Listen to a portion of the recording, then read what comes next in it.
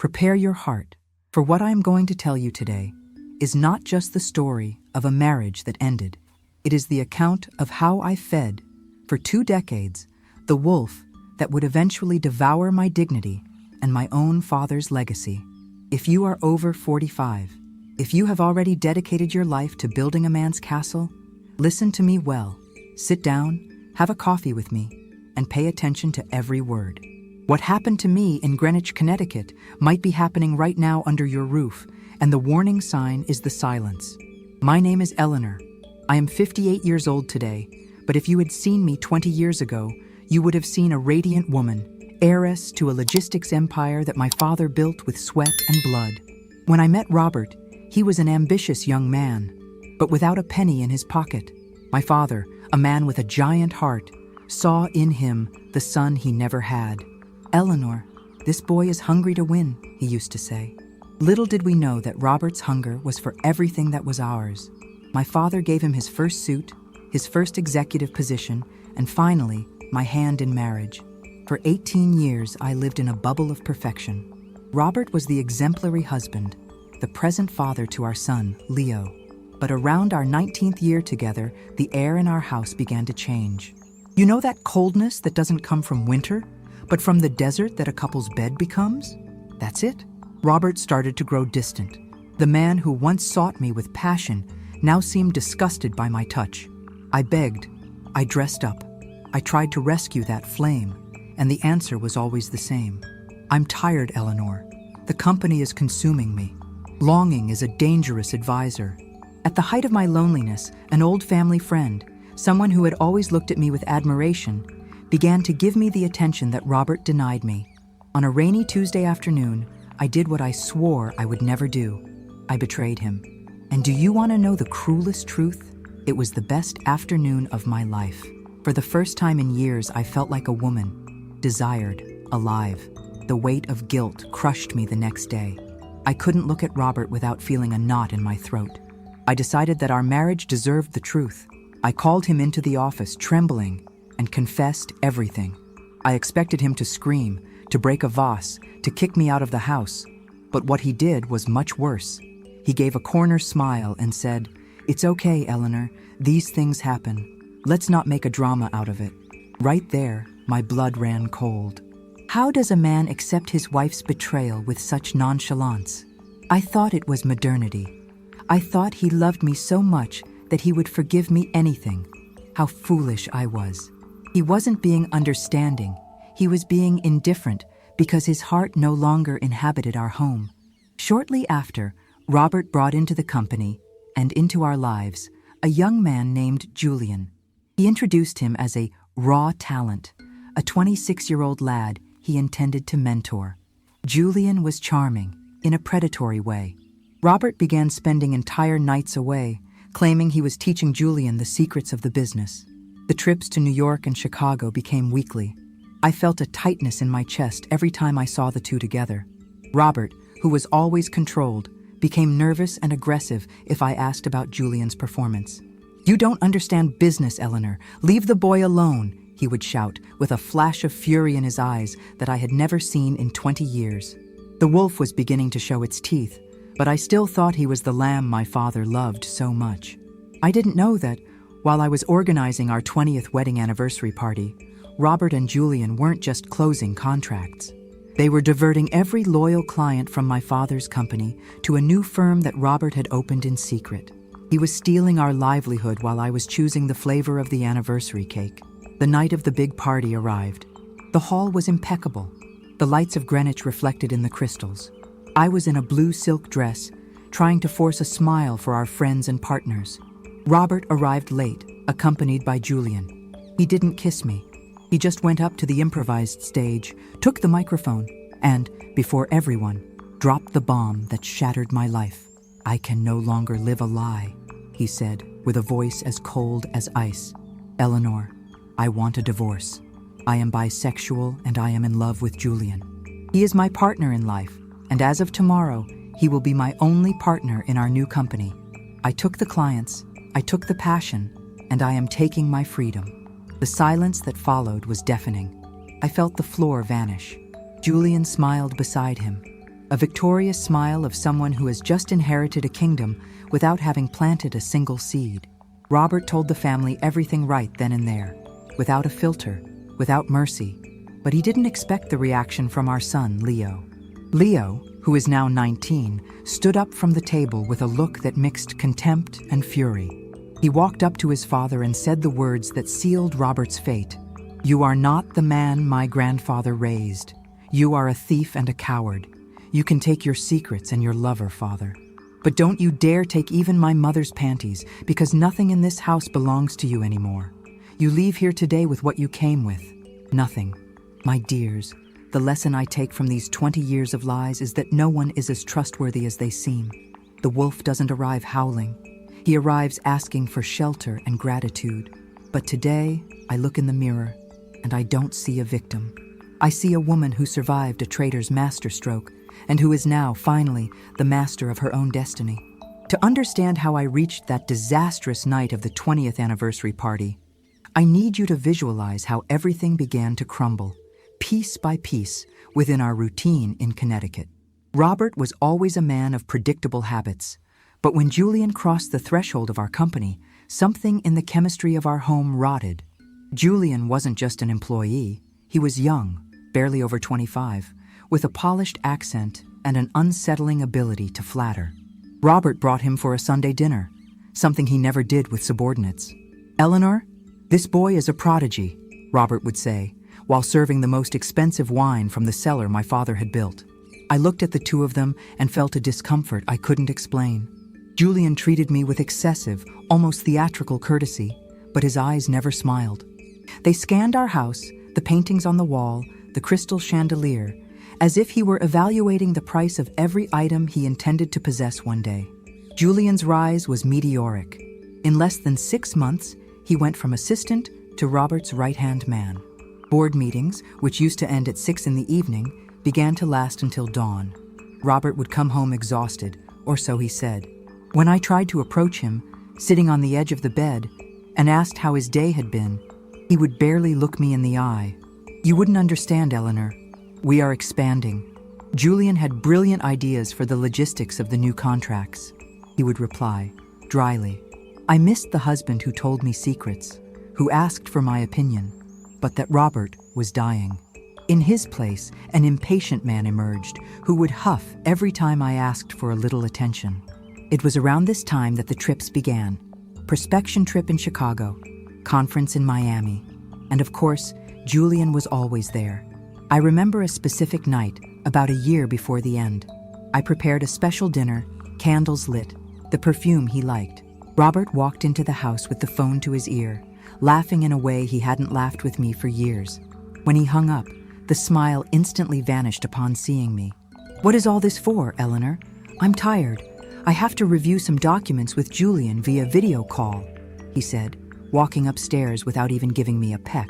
I stood there, in the dark of the dining room, smelling the food getting cold and a question hammering in my head. What does this boy have that I don't? At that time, my naive mind focused on professional competence. I thought Robert was obsessed with success, with the greed to surpass my father's legacy. Little did I know that the obsession was of another nature. I started noticing strange things in the company accounts.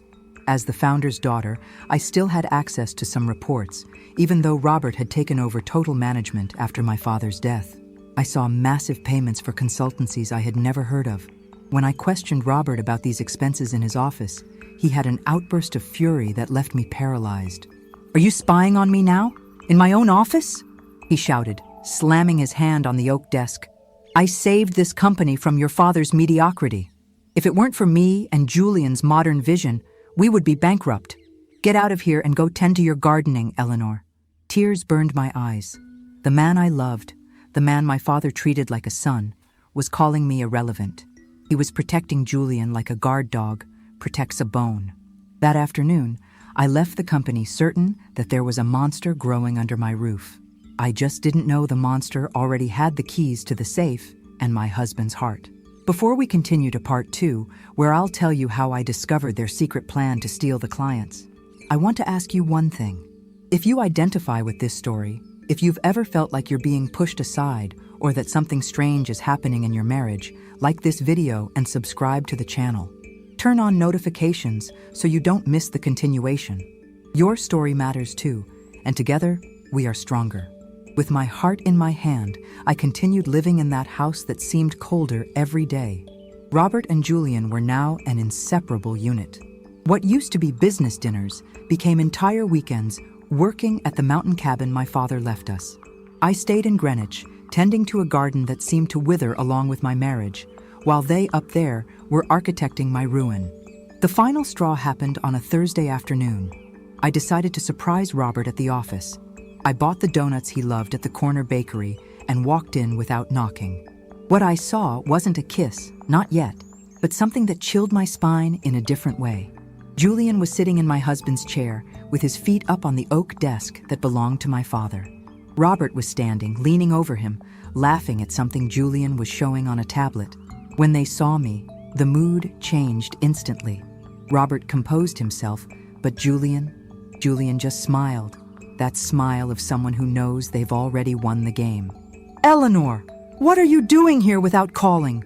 Robert snapped, his voice heavy with an irritation he barely tried to hide. "I came to bring a treat, Robert, but I see you are already very well accompanied," I replied, trying to keep my voice steady, though my hands were ice cold. That same night, after Robert said he needed to go back to the office to finish an urgent report with Julian, I did something I never thought I would do. I went into his home office. I knew Robert's passwords. They were all dates related to our son Leo's birth. Or at least I thought they were. I tried Leo's birth date. Wrong.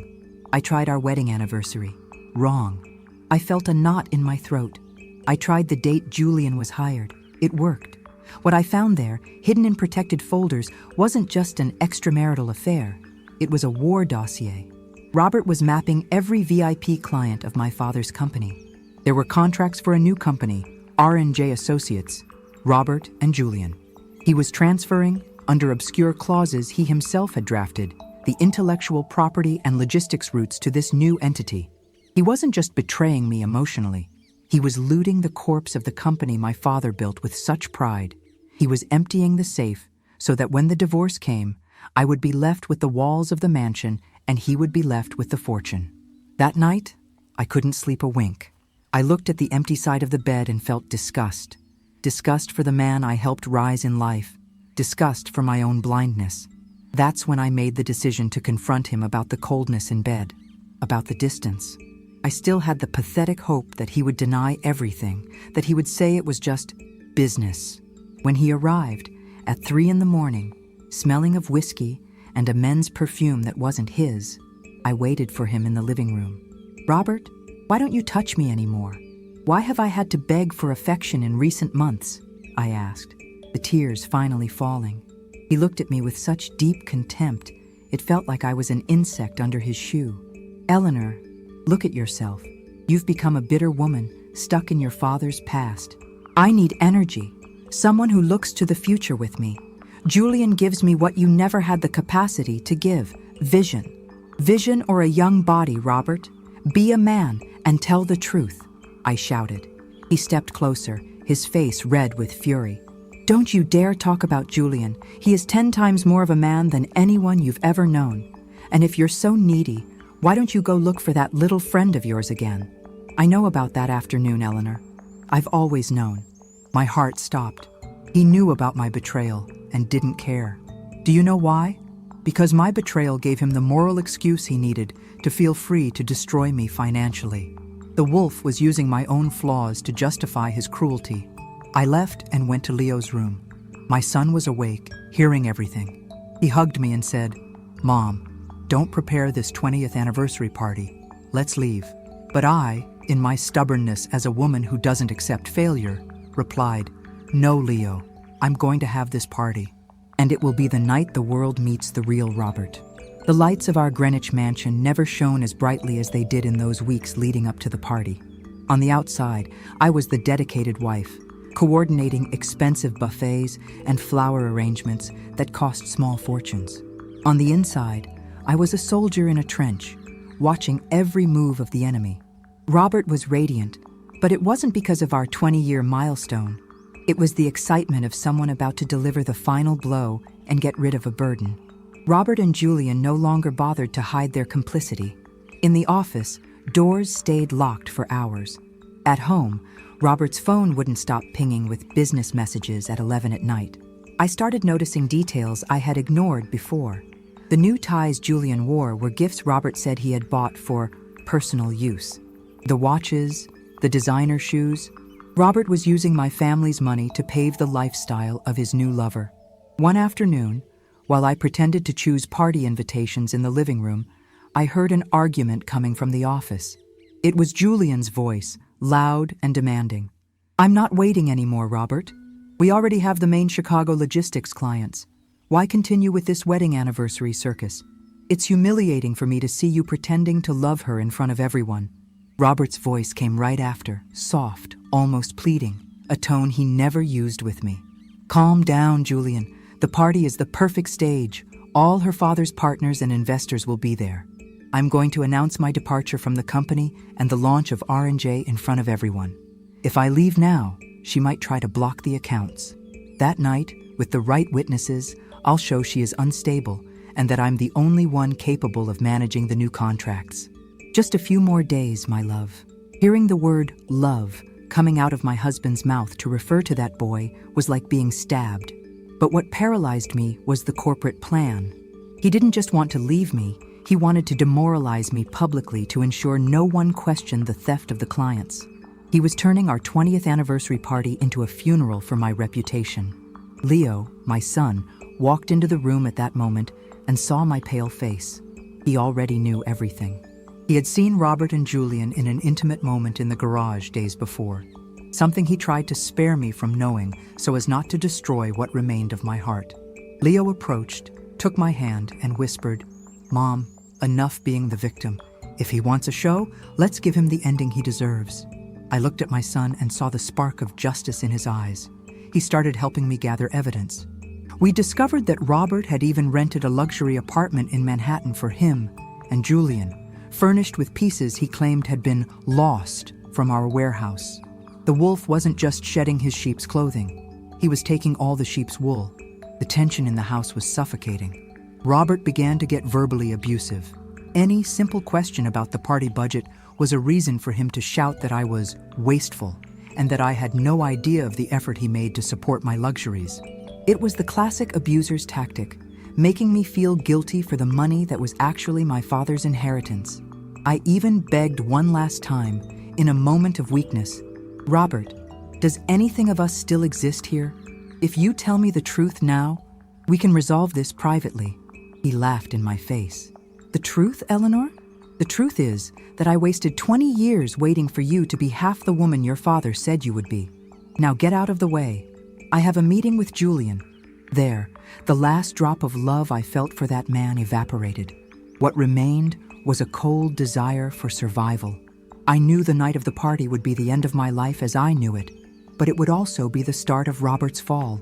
What he didn't know was that while he prepared the announcement of his new company, I was preparing my own announcement.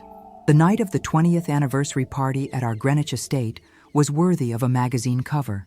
The garden was lit with thousands of LED lights, the champagne flowed, and Connecticut's financial elite were all there, wearing their best jewelry and plastic smiles. Robert was impeccable in a tailored tuxedo, circling between guests with Julian always 2 steps away, like an elegant shadow. Me? I wore a blood-red dress. It was a war cry disguised as elegance. Around 10 at night, Robert gave the signal to the master of ceremonies. He went up to the marble stage set up near the pool. Julian positioned himself just below with a look of triumph that cut through the crowd. Silence fell over the guests. Robert took the microphone, and for a second he looked at me. It wasn't a husband's look. It was an executioner's look. Friends, family, business partners. Today we celebrate 20 years. But the truth is that milestones serve to close chapters and open new horizons, Robert began, his voice projected with the confidence of a leader. Many of you know that the logistics company I inherited from my father-in-law was the foundation of everything. But the world has changed, and I have changed too. I felt Leo's hand tighten on my arm. He was ready. Today, before all of you, I announce two final decisions, Robert continued. The first is that Eleanor and I are divorcing. Our union has served its purpose, but my heart and my vision now belong to someone else. I am bisexual, and it is with pride that I present Julian not only as my partner in the new company, R&J Associates, but as the man who will be by my side for the rest of my journey. A murmur of shock ran through the hall. Some people dropped their glasses. Robert didn't even blink. He continued, and for my partners present here, the old company is in the past. R&J already holds the contracts and the clients that truly matter. We are leaving tomorrow for a new life in New York. He thought that would be his moment of glory. He thought I would stand there, crying and humiliated, while he walked out as the hero of his own revolution. He was wrong. I walked up to the stage and took the second microphone. "Congratulations, Robert," I said, with a calm that startled him. "You were always an excellent actor, but you forgot an important legal detail that my father, the man you despise so much today, left written in fine print in the succession contract." Robert's face went pale under the party lights. Julian took a step forward, nervous. "You said you took the clients to your new company, didn't you?" I continued, turning to the guests.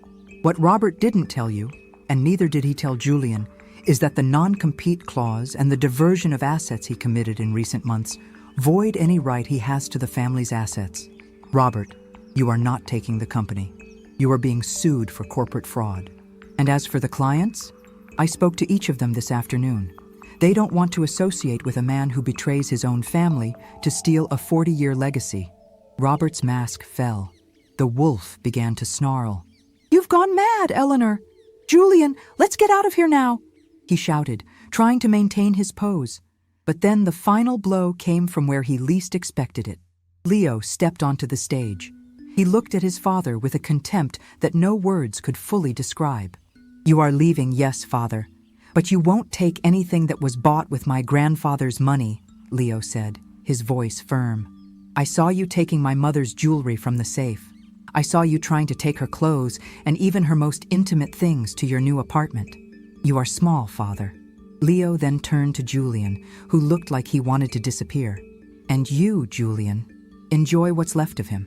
Because when justice is finished with Robert, he won't even have dignity to offer you. Now, father, leave our house. And don't you dare touch anything.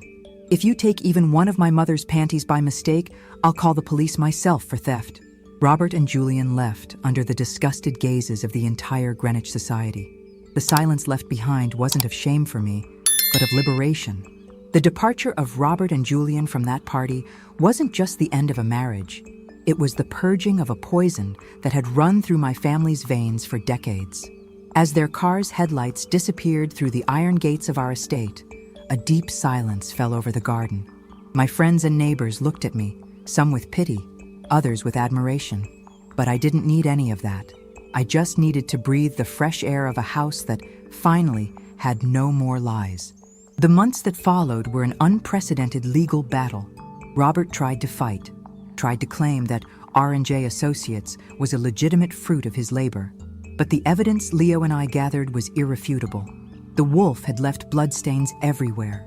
He was forced to return every penny diverted and to give up any stake in my father's company to avoid prison for fraud. Julian, as I predicted, didn't stay long.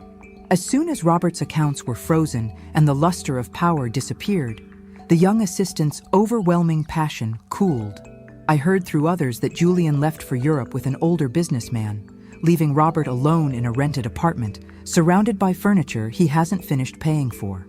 Robert discovered, in the most bitter way, that whoever builds a relationship based on betrayal ends up betrayed by their own greed. Me? I took over the presidency of the company. At 58, many said I should retire and live off the income, but I needed to honor my father's name. I discovered I had a talent for business that Robert always tried to stifle. In 2 years, we tripled the revenue. But my greatest victory wasn't financial.